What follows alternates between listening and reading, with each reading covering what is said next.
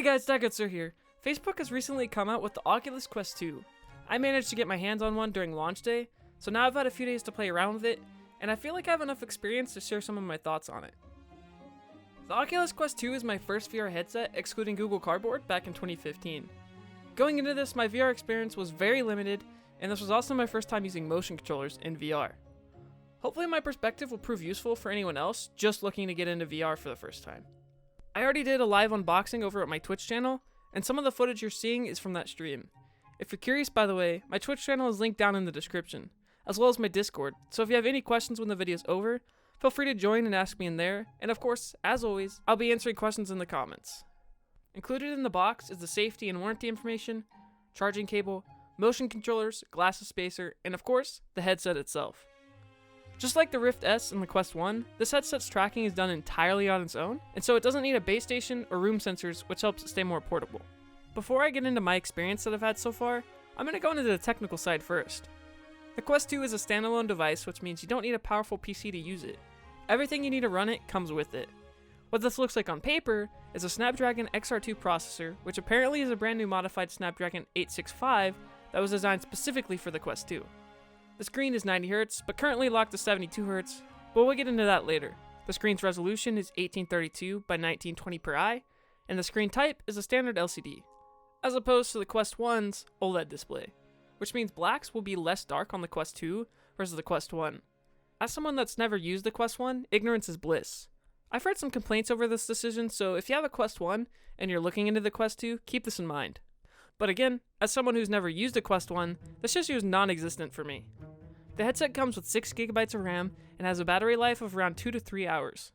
The headset also comes with built-in speakers and a microphone, but you'll probably end up wanting to use your own headset as these aren't super good, which you can do by using the 3.5mm headphone jack on the side of the headset. For those wondering, the microphone sounds like this. Hey guys, this is a test of the Oculus Quest 2 microphone. Let me know how you guys think it sounds in the comments. Moving on, there are 3 settings for IPD positions: 58mm, 62mm, and 68mm. To change them, you simply just lightly grip the lens and drag them in the direction until they click into place. If your IPD numbers happen to fall outside of these numbers, like mine, you may experience a little bit of blurriness, but not too much, and it's still very usable. But personally, I think this is the headset's biggest flaw, and I really hope Oculus comes out with a software update to compensate for this. I mentioned earlier that you don't need a VR-ready PC to use the headset, but if you're like me and already have one, the Quest 2 can also be used to play PC games. Right now, you can do this in 2 ways. The first way is to use a supported USB-C cable, and the second is to use a $20 third-party program called Virtual Desktop to wirelessly stream the game from your PC to your headset. Personally, I found this option to be my favorite because the latency isn't that noticeable, and if you're worried about the latency, you could always turn down the bitrate to lower it even more. I've personally been testing out Beat Saber using this method, and so far I've had a very pleasant experience. Sadly, at the moment, both of these methods are locked to 72Hz, but soon updates are coming to both to unlock the full 90Hz. It's also worth mentioning that there are unofficial workarounds to this, but I've yet to try them. I'll make an update review in a few months once 90Hz has been enabled, and I've had even more time in the headset. Subscribe and hit the bell to be notified when that comes out. Now that that's out of the way, I'm going to talk more subjectively about the Quest 2. Overall, I've been blown away by the experience. I've had a few problems, as I mentioned earlier, with there only being 3 IPD settings. I do get a little bit of blurriness on text from time to time. It's hard to put in words, so here's a visual representation instead. Also, when playing games that require you to move around a lot, the lens do tend to get foggy sometimes, and the headband foam collects a lot of sweat. I could see this becoming an issue after owning the headset for so long. It would probably start to smell if you didn't replace the padding. There are third-party pads that are made of silicone instead of foam, which are easier to clean, so I'll almost definitely be trying them in the future. Speaking of cleaning, one of the things that wasn't included, but is an absolute must-have in my opinion, is a microfiber cloth, the kind you use to clean glasses with. When I put my headset on for the first time, while I was setting everything up, I put it on my forehead for just a moment, and the lens got smudged. So I learned pretty quickly that you need this on hand. Thankfully, these are inexpensive and easy to find.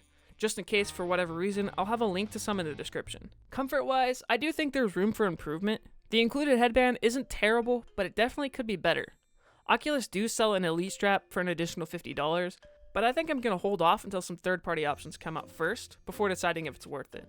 In conclusion, at only $299 for the base 64GB model, if you're like me and you've been wanting to try VR for a while, but you've been waiting for lower prices on consumer grade VR, this might be the best chance yet. But one thing I do want to mention is the pricing of the official accessories.